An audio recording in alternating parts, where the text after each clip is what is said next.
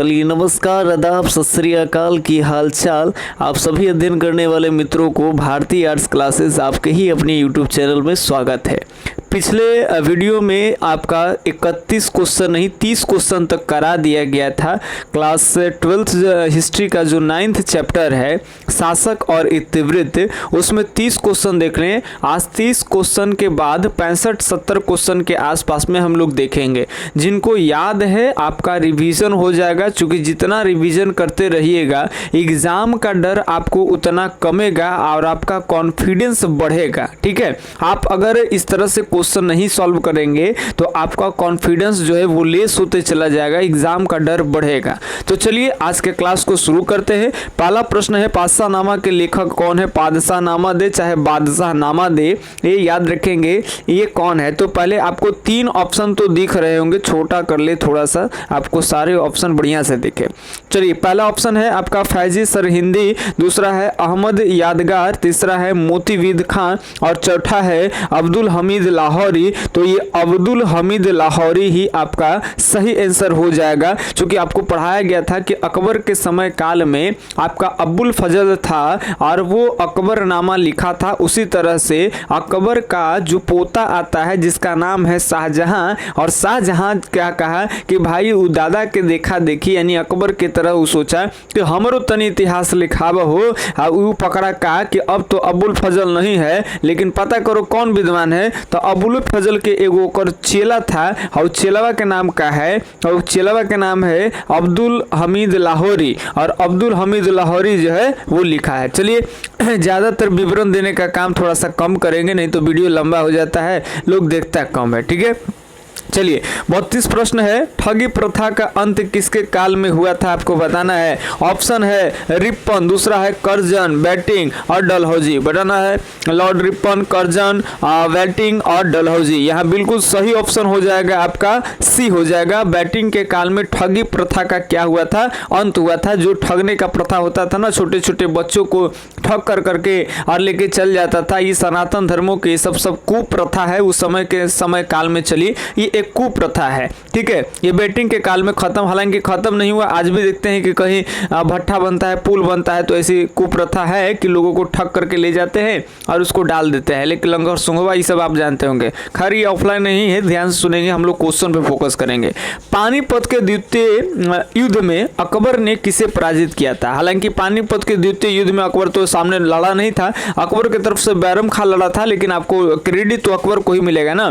तो अकबर जो है किसे पराजित किया था? क्या राणा उदय सिंह को, राय सूरज को, या फिर हेमू को, या फिर सिकंदर शाह सूर को? तो चलिए, पानीपत के जो दूसरी लड़ाई है उसमें अकबर के तरफ से बैरम खां लड़ा था और हराया किसको था? तो हेमू को, विक्रमादित्य हेमू को। तो यहाँ आपका 33 नंबर प्रश्न का सी ऑप्शन सही हो जाएगा। ठीक है, चलिए आगे अगर देखें तो 34 नंबर प्रश्न है कि बाबर ने किस शासक को पराजित करके मुगल साम्राज्य की स्थापित किए थे? तो पहला है सिकंदर लोदी, दूसरा इब्राहिम लोदी, शेरशाह लोदी और बिलाल लोदी। ये कोई अलग बात है, बहलोल लोदी होगा, लेकिन यहाँ पर मिस्टेक है प्रिंटिंग में, बिलाल लोदी कोई ऐसा नहीं है भाई, बहलोल लोदी। तो ये तो बड़ा इजी सा सवाल है, इसमें को सब बच्चा बता देगा आपको 6th क्लास के। इब्राहिम लोदी को हरा करके और बाबर जो है वो साम्राज्य की नींव रखा था। ठीक है, चलिए 34 के बाद 35 नंबर प्रश्न देखेंगे। बाबर ने मुगल साम्राज्य की नींव रखी, आपको डेट बताना है। बताइए 1526, 1530, 1540 और 1556। ये तो एकदम छोटा बच्चा बता देगा जी, 1526। ठीक है, चलिए 36 नंबर प्रश्न देखिए। बाबर ने अपने यादें तुजुके बाबरी में किस भाषा में लिखा था? बताइए फारसी में, अरबी में, मंगोल में, तुर्की में। आपको याद है ना कि वो आया था तो अपने आप को तैमूरी बताता था, तैमूरलंग के वंशज से, और को बोलता क्या था? तो तुर्की। तो भाषा बोलेगा तुर्की। तो याद रखें फारसी का प्रचलन जरी कम है। ठीक है, अकबर के टाइम में ज़्यादा फारसी का वैल्यू, थोड़ा महत्व ज़्यादा बढ़ा दिया जाएगा और मुगलों की दरबारी भाषा फारसी ही कर जाएगी। अभी मुगलों की दरबारी भाषा फारसी नहीं हुआ है, तुर्की अभी वैल्यूएबल है बाबर के टाइम में, तो ये याद रखेंगे तुर्की में। कोई दिक्कत? चलिए 37 नंबर प्रश्न देखेंगे। बाबर की आत्मकथा का नाम क्या है? बाबरनामा, तुजुके बाबरी, किताबुल हिंद है, यहाँ मिस्टेक है थोड़ा सा। इसके अलावे रेहला। बताइए बाबर की आत्मकथा का नाम क्या है? तो बाबरनामा, ये ऑप्शन आपका बिल्कुल सही हो जाएगा। ठीक है, चलिए आगे 38 की बात कर ले। 38 नंबर प्रश्न है, स्थापत्य कला का सबसे अधिक विकास किसके समय में हुआ था? ऑप्शन 1 अकबर, दूसरा जहांगीर, शाहजहां और औरंगजेब। तो यहाँ सही जो ऑप्शन आपका हो जाएगा वो हो जाएगा शाहजहां। शाहजहां के शासन काल में ही जो है वो क्या बनाया गया था? ताजमहल बनाया गया था ना, यमुना नदी के किनारे। ठीक है, तो ये मुगल काल में सबसे बड़ा स्थापत्य है और इसके शासन काल में ही इससे हम रिलेटेड करें तो ज्यादातर डेवलपमेंट हुआ था। आगे पानीपत का प्रथम युद्ध किस वर्ष हुआ था? ठीक है, चलिए बड़ा इंपॉर्टेंट क्वेश्चन है और डेट दिया गया है, आपको ध्यान रखना है। 1509, 1526, 1556, 1761। तो यहाँ पे सही ऑप्शन हो जाएगा पानीपत का जो प्रथम युद्ध हुआ था इब्राहिम लोदी और बाबर के बीच में, ये हुआ था 1526। चलिए अगला प्रश्न है, कौन मुगल बादशाह आलमगीर के नाम से जाना जाता है? जी आलमगीर यानी विश्व को जीतने वाला विजेता, विश्व विजेता, जिसके लिए वर्ड टर्म यूज किया जाता है आलमगीर। शाहजहां, जहांगीर, शाहजहां, औरंगजेब और बहादुर शाह। तो यहाँ सही ऑप्शन हो जाएगा सी औरंगजेब। ठीक है, चलिए ये मुगल में विश्व को जीतने चला था औरंगजेब। 41 नंबर प्रश्न है, भारत का अंतिम मुगल शासक कौन था? ये बताना है। अंतिम मुगल शासक शाहजहां, मोहम्मद शाह, औरंगजेब और बहादुर शाह जफर। ठीक है, तो 41 का आपका क्या हो जाएगा ये बताना है। भारत का अंतिम मुगल शासक कौन था? शाहजहां है, या मोहम्मद शाह है, या औरंगजेब है, या बहादुर शाह जफर है। तो अंतिम मुगल बादशाह कौन हो जाएगा? बहादुर शाह जफर। ठीक है, इसको अंग्रेज पकड़ करके कहाँ भेज दिया था? याद करिए, रंगून में। रंगून शहर कहाँ पड़ता है? तो वर्मा में पड़ता है। अगला, जजिया किससे लिया जाता था? व्यापारियों से, बुद्धिजीवियों से, सैनिकों से, जिम्मियों से।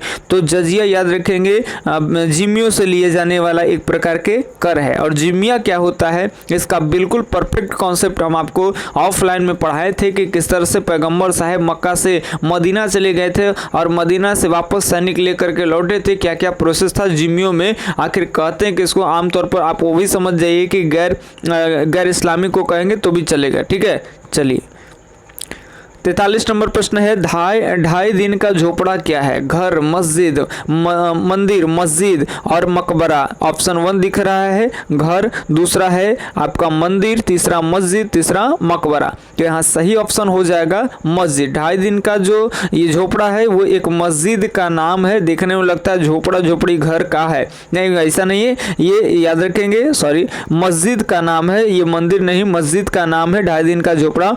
और ये कहाँ था? तो अजमेर में। पहले वहाँ सरस्वती माँ का मंदिर था और सरस्वती माँ के मंदिर को तोड़ करके 2.5 दिन का झोपड़ा जो है कुतुबुद्दीन ऐबक के काल में बनाया गया था। ठीक है, आगे 44 नंबर प्रश्न है, किस शासक को लाख बख्श की उपाधि से विभूषित किया गया है? इल्तुतमिश को, कुतुबुद्दीन ऐबक को, अलाउद्दीन खिलजी को और मोहम्मद बिन तुगलक को। यहाँ सही ऑप्शन आपका जो हो जाएगा वो हो जाएगा कुतुबुद्दीन ऐबक। चाहे लाख बख्श कहो या पाल बख्श कहो, दोनों हो जाएगा कुतुबुद्दीन ऐबक। लाखों का दान देने वाला या हाथियों को दान देने वाला।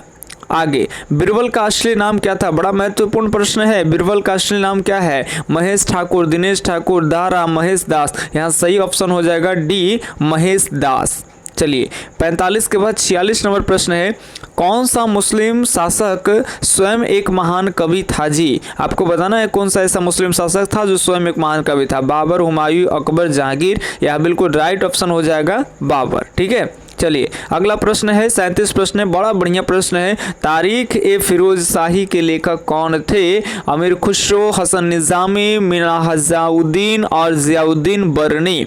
ठीक है, तो मिनाजुद्दीन, ये शायद मिस्टेक है।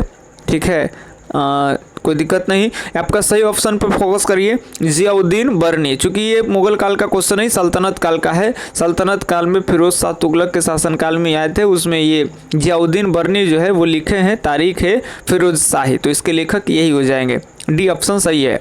48 है, खानवा का युद्ध हुआ था, कब हुआ था? 26, 27, 29, 30। ठीक है, बाबर 4 साल ये रहा, 4 साल में 4 युद्ध लड़ा, 26 में भी लड़ा, 26 में पानीपत का पहला, 27 में आपका खानवा का, और 28 में चंदेरी, 29 में घाघरा, 30 में मर जाता है। तो आपका यहाँ पर बिल्कुल सही ऑप्शन हो जाएगा 1527 खानवा का युद्ध। चलिए, यही तो क्वेश्चन हम आपके लिए बड़ा ढूंढ के लाए थे। मोरलैंड के अनुसार बताइए 1600 ईस्वी में भारत की जनसंख्या क्या थी? 50 लाख, 75 लाख, या 100 लाख, या फिर 150 लाख? ठीक है, एक क्वेश्चन हम आपको देते हैं ताकि हमें पता चले कि कहाँ तक वीडियो देख पाते हैं बच्चा, या 2-4 क्वेश्चन के बाद ही कट लेता है, या फिर अंत तक भी बना रहता है। तो ये क्वेश्चन आपको बताना है मोरलैंड के अनुसार कि 1600 ईस्वी में भारत की जनसंख्या कितनी थी। आपको गूगल करिए या फिर बुक्स पढ़िए, और आपको कमेंट में यहाँ पे कमेंट में बताना है कि कितना था। ऑप्शन देख पा रहे थे। 50वां नंबर प्रश्न देखिए, 50 प्रश्न है, अबुल फजल का कत्ल किसने कराया था? बड़ा बढ़िया प्रश्न है। किसने किया है अबुल फजल का कत्ल? अकबर ने किया, जहांगीर ने, शाहजहां ने, औरंगजेब ने? तो यहाँ पे सही ऑप्शन आपका हो जाएगा वो जहांगीर ने। अकबर का ये लड़का था जहांगीर, और जहांगीर इसका एक मित्र है जिसका नाम है वीर सिंह बुंदेला।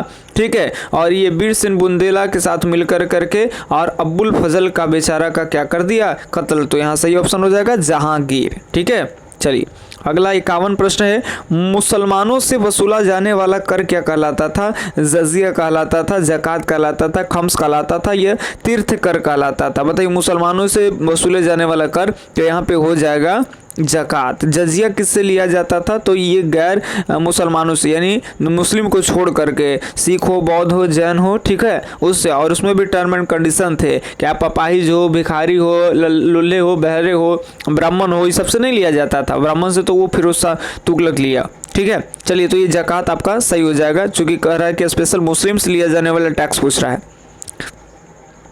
53 नंबर प्रश्न है, हुमायूं का भाई कौन था? बताइए, हुमायूं का भाई कामरान था, अस्करी था, हिंदाल था, इनमें से सभी? तो इनमें से सभी। हुमायूं को लेकर करके बाबर के कितने लड़के थे? 4 लड़के थे। ठीक है, तो एक तो हुमायूं हो गया, तो इसके बाकी 3 भाई, कामरान, अस्करी और हिंदाल। बाबर के मरने के बाद इनके पुत्रों में चारों बराबर भागों में बटा था, जिसमें दिल्ली को मिला था किसको भाई? तो हुमायूं को।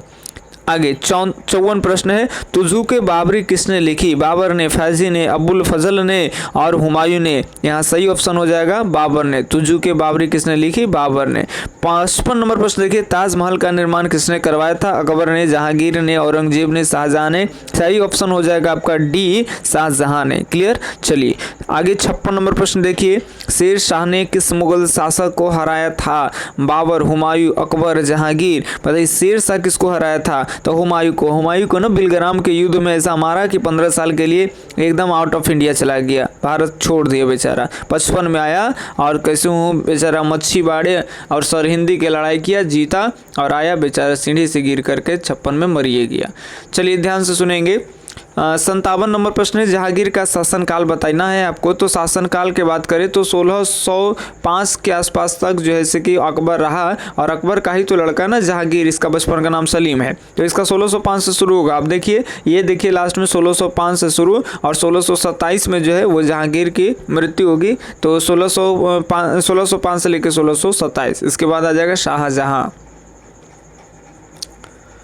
चलिए, सुलह ए कुल का शाब्दिक मतलब क्या होता है, इसको बताना है। शांति होगा, धर्म होगा, सार्वभौमिक शांति, या विरासत होगा? यहाँ बिल्कुल सही ऑप्शन जो हो जाएगा वो सी हो जाएगा, सार्वभौमिक शांति। आपको एनसीईआरटी का जब एक पॉइंट्स डिस्कस किया जा रहा था ऑफलाइन में, तो वहाँ हम सुलह ए कुल के बारे में पूरा पढ़ाएं, नोट्स देख लीजिए, ज़्यादा फिर से एक बार माइंड में रिकॉल हो जाएगा। ठीक है, चलिए, जित्तल क्या था ये आपको बताना है। शस्त्रवाद यंत्र सिक्का उपाधि। आप थोड़ा सा सल्तनत काल का फेयर देख लीजिएगा, आपको वहाँ पे लिखाया होगा कि जित्तल जो है वो एक सिक्का था, और कौन चीज़ का सिक्का था? चांदी का, तांबा का, क्या है? आप फेयर थोड़ा सा देख लीजिएगा, हम यहाँ पे आपको माइंड में रिकॉल कराने का काम करेंगे। चलिए, दिल्ली से दौलताबाद किस शासक ने राजधानी को परिवर्तन किया था?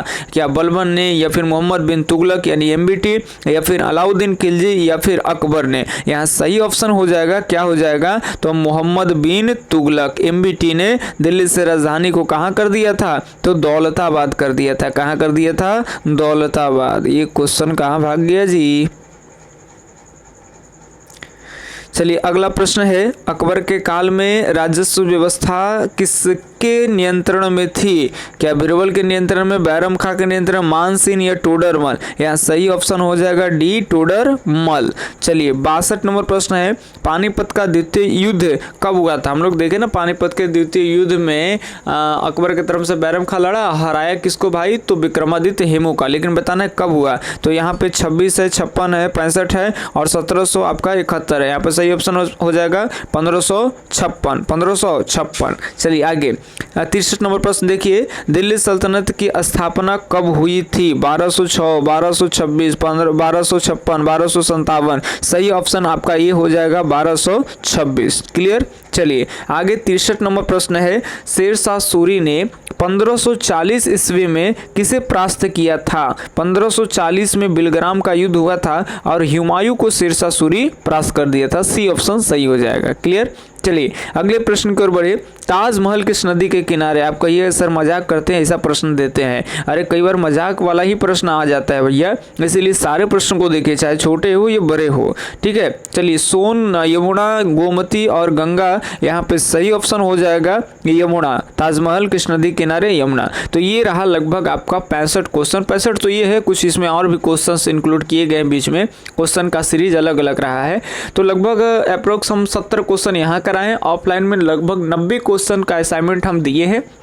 और अगर इतना आप कंप्लीट कर ले रहे हो, इतना क्वेश्चन अगर आपको ध्यान में हो और बीच में इसमें थोड़ा सा एक बार झरैया की ज़रूरत है ना, क्योंकि देखो आपका माथा कितना भी भोंद हो, कितना भी आप बुड़बक हो, लेकिन बीच बीच में उसको क्वेश्चन से भेंट करा करके, कुछ सब्जेक्टिव प्रश्नों को याद करा के उसको पिजाने का यही एक तरीका है। अब कितना भी जंग लगा धातु है, उसको पिजाएंगे तो धीरे धीरे तो थोड़ा बहुत तो धार अबे करेगा, और उसको छोड़ देंगे तो कितना भी बढ़िया पनपदार एकदम धार वाला भी काहे चाकू ना हो, अगर छोड़ देंगे, क्वेश्चन से मुलाकात उसको नहीं कराइएगा ये सब, तो आपका कॉन्फिडेंस लेस होते चले जाएगा एग्जाम टाइम में, जिससे आपको मार्क्स कम आएंगे। इसके पीछे बहुत सारा रीजन है, इसलिए आप हमेशा पढ़ते भी रहिए और क्वेश्चन बनाते भी रहिए। चलिए दोस्तों, तो धन्यवाद आप सभी को।